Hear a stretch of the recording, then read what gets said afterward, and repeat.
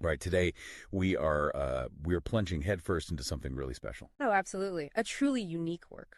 Eiji Itsuka and Shu Tajima's, just a completely singular piece of work. Yeah. MPD-Psycho. Right, multiple personality detective psycho. That's the one. And it's one of those rare things that it completely defies any easy genre label. It really does. If you go into this expecting a standard detective story, even a really graphic one, you're going to be lost fast. Right. It kicks off as this hyper-gory psychological crime thriller, but it escalates almost immediately. It just vaults over into high-concept sci-fi, massive genetic conspiracies, sprawling political drama. Exactly. It's this journey from the grimy, contained trauma of one detective to the institutionalized violence of global powers. Mm-hmm. So our mission today is to try and analyze this chaotic, intellectually dense text. It ran for 24 volumes in Japan, and we need to unpack the key players and the complex mechanics that create its narrative instability. And that instability is the key word, isn't it? It's completely intentional. It has to be. This isn't just a complicated plot.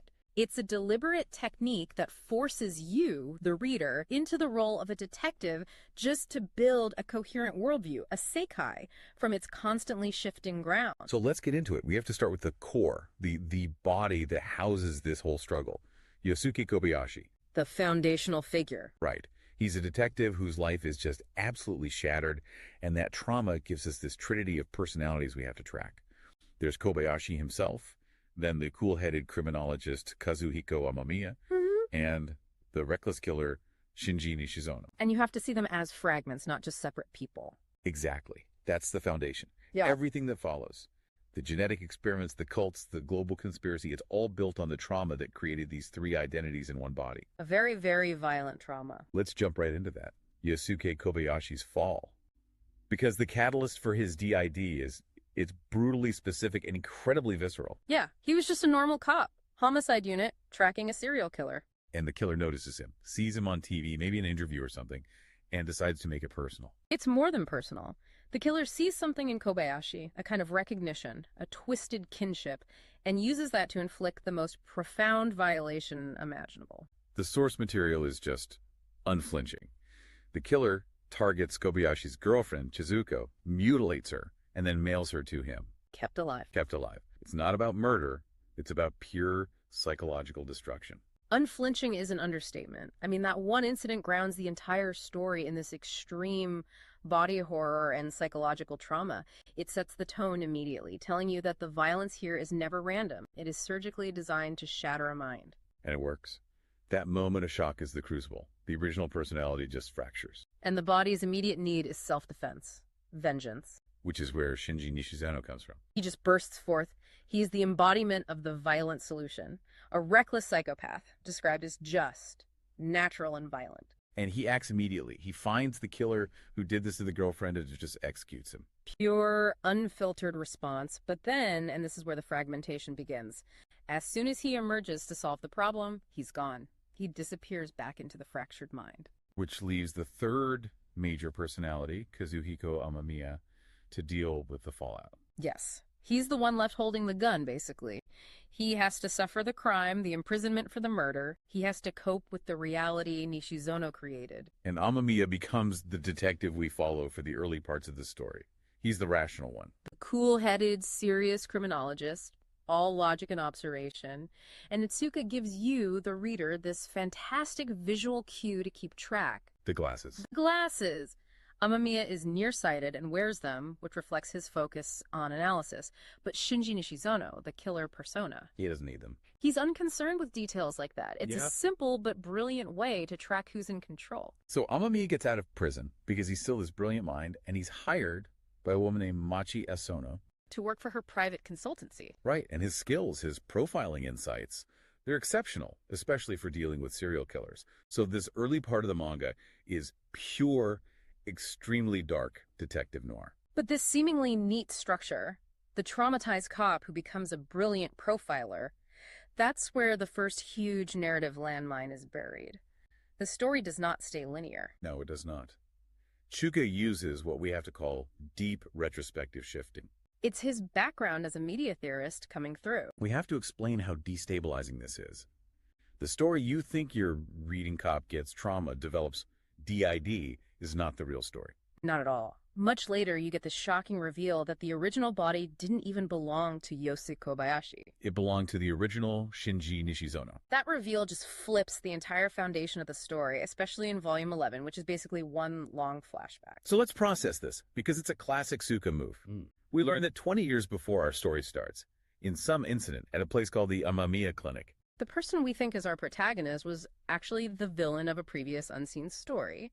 the original Shinji Nishizono, whose body our guy now inhabits, killed the original Kobayashi Yosei and some other people, and severely burned the original Kazuhiko Amamiya. Wait, hold on. Let that sink in for you. The man we've been following, the guy traumatized by his mailed girlfriend, is walking around the body of the original killer. So the personalities, Amamiya, Nishizono, the leftover idea of Kobayashi, they weren't created by the girlfriend's trauma. No, they were inherited.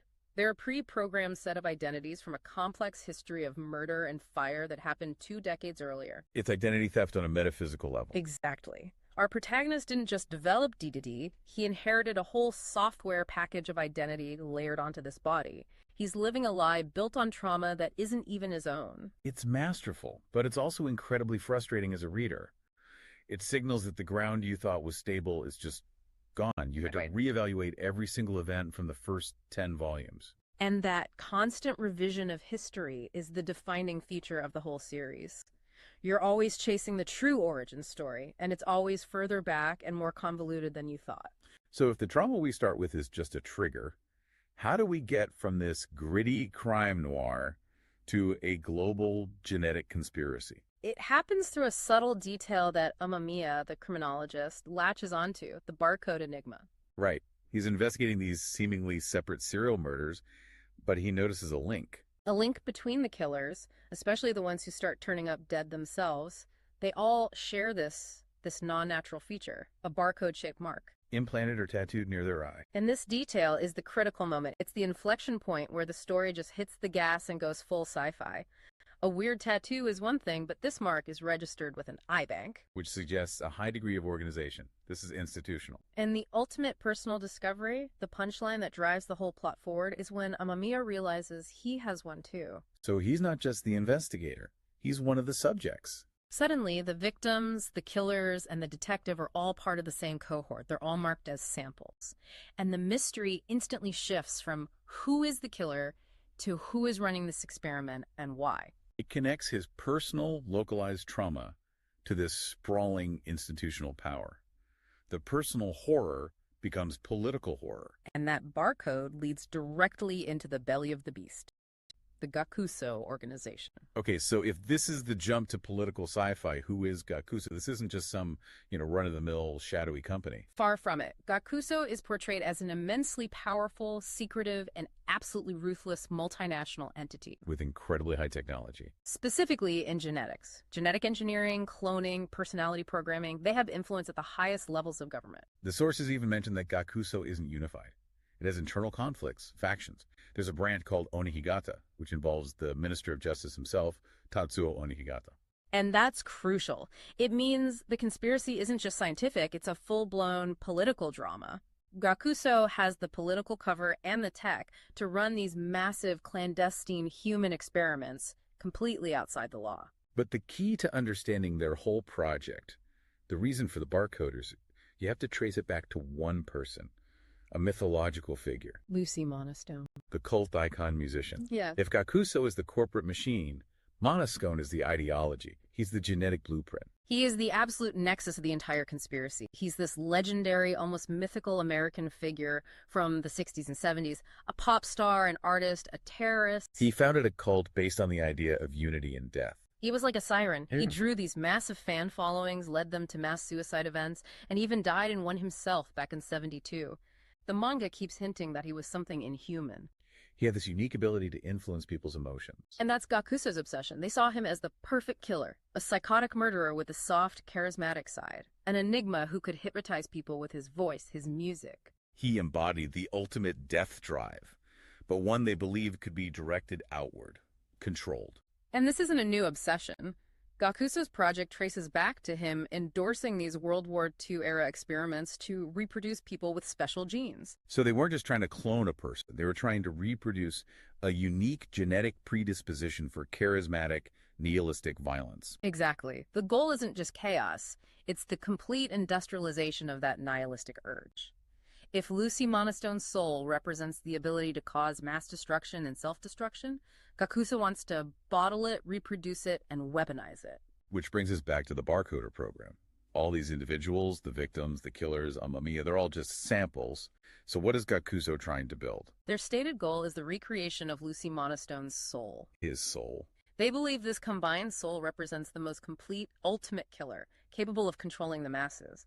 And they try to achieve this not with a single clone, but by combining fragments of programmed personalities. Like the logic of Kazuhiko Amamiya. And the raw violence of Shinji Nishizono, plus other specialized identities, all loaded into a single host body, a vessel. So it's personality synthesis. They're using Didi not as a condition, but as a modular platform. They engineer the trauma, implant the personality fragments, and then try to combine them into one controllable super personality. And controllable is the key word. The whole point of the barcode experiments is to create not just a perfect killer, but one that will serve the company's massive corporate and political aims. They need Nishizono's violence and Amamiya's brains, but all under the thumb of Gakuso. Right. But hold on, if the goal is control, why are so many of their samples? The people Amamiya's hunting going rogue, committing all these random serial murders. That suggests the fundamental flaw in their plan. The core problem is the tension between the perfect killer they want and the controllability they need. So the Lucy Monostone essence is just too chaotic. It resists being neatly packaged and deployed. The serial murders in the early volumes are the result of these programmed fragments, like Nishizono, breaking loose and acting outside the plan. Amamiya and Nishizono are just highly valuable, highly volatile pieces in this huge, dark puzzle. Wow. So our detective, Amamiya, is hunting serial killers who are basically failed prototypes of himself. Essentially, yes. It recontextualizes the entire premise. Okay, so if Lucy Monostone is the mythological start, the next major player we have to talk about is Kimihiko U. He is Lucy's direct genetic legacy. He's the conspiracy's technical engine, and his story arc is one of the most complex and tragic in the whole manga, especially after Volume 11. He seems outwardly respectable, which is always a red flag in this series. Always. He's a university lecturer, a live house manager, only 20 years old, part Japanese, part American, which reinforces that this is a global conspiracy. But underneath that exterior is this profoundly cold, calculating mind.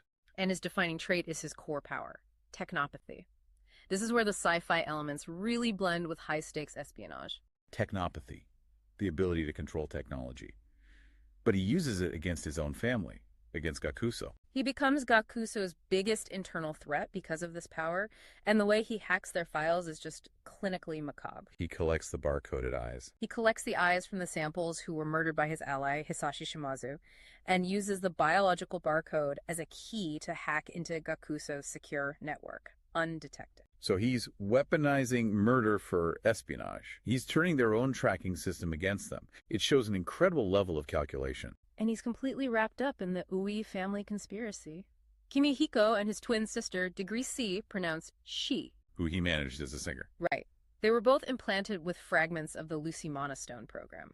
The idea was that if you combine their fragments with Amamiya's program, you'd finally resurrect Lucy's complete soul. And the family drama just keeps escalating. Their third sister, Wakane Isono Monostone. Who we know as Machi Uesono, the woman who hired Amamiya. Right. She's a high ranker in Gakuso and Kimihiko's mortal enemy.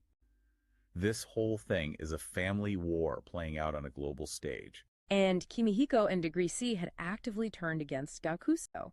They formed this dangerous alliance with Shinji Nishizono, who Kimihiko actually considered a friend. His actions are all driven by this profound philosophical nihilism and outward death drive. He wants to see the end of everything. Gakuso, the samples, the entire world. He believes the world is fundamentally corrupt and just needs to collapse. But what makes him so complex is the contradiction there. He wants the world to end, but he doesn't want to die himself. In fact, he's terrified of his own death. This fear of his own mortality is in sharp contrast to his total nihilism for everyone else. And his methods reflect that control. He's never reckless. It's all clinical. The sources mention these little details, like him keeping surgical gloves around the house. He uses killers like Nishizono and Shimazu as directed tools, as weapons to target Gakuso's samples and steer the destruction towards his own strategic goals. His emotional life is just as constrained. He really only seems at ease with his twin sister, Degrees C. They, along with Shinji Nishizono, were the only people he genuinely cared for. And this intense, forbidden relationship with his twin is what leads directly to his tragic end. He's ultimately betrayed. Wakana Isunomachi finds him. She confronts him and calls him Lucy Monostone, explaining that the program inside him allows him to influence the death drive of others and bring about the end of the world. Which she knows is his deepest programmed desire. And Kimihiko just rejects this. It's the one thing that breaks his cold composure. The accusation that his deepest nihilistic urge is just a program, not his own. But in that moment of shock, the full, deranged Lucy Monostone personality just violently takes control of his body, against his will. He becomes a prisoner in his own mind. He's aware, but he's totally unable to stop the Lucy personality from controlling him, and Wakana uses this opportunity. She forces Kimihiko, now controlled by the program, to commit suicide. The scene is just gut-wrenching. He's fighting it, but Lucy is mocking him from inside his own head. Wakana tells him Degree will follow him soon, and that's the final blow that lets the program take over and force him to shoot himself. And then she clinically shoots the corpse a second time, just to be sure. And the cruelty doesn't end there. She then finds Degrees, the twin, and shoots her in the throat so that a clone or a copy named Miwa can take her place. This whole sequence is a massive trauma bomb that triggers the next huge shift in our protagonist's identity. Right. Shinji Nishizono later avenges Kimihiko by murdering Shimazu, who he thinks was part of the betrayal. And that final act of revenge is what causes Kazuhiko Amamiya to permanently gain control over the body. Amamiya solidifies as the dominant personality, carrying the investigation forward, even as the original Shinji Nishizono is killed off shortly after. The body becomes a permanent vessel for the detective. It's just this constant cycle of identity fragmentation, forced resurrection, and strategic trauma. The bodies are disposable, the personality fragments are the only things that matter. So now that we've gone through the chaos of the plot, we have to pull back and look at the structure itself. Because this complexity isn't an accident. It's by design. And it's deeply rooted in the creator's background. Eiji Shuka. He isn't just a manga writer. He's a highly influential Japanese media theorist, social critic, folklorist. That context is vital. It explains the mastermind narration style. His academic work, like his book A Theory of Narrative Consumption, introduced this idea that fans act as detectives. They're trying to piece together a coherent sekai, a complete worldview, from all these fragmented narrative pieces. Which is a perfect description of reading MPD-Psycho. You're engaging in what he might call conspiratorial hermeneutics. Okay, that sounds intense. Let's break that down. What does that mean in the context of reading a manga? It's basically a way of reading where you're constantly looking for hidden connections.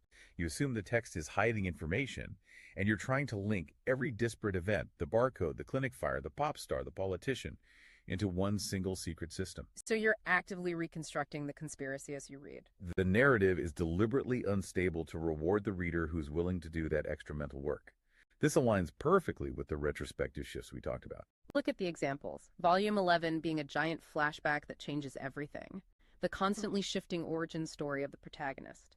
The plot hinges on you, the reader, not having all the puzzle pieces. Those pieces are scattered across all the different personalities. Shinji, Murata, Totoro, or held by Gakuso.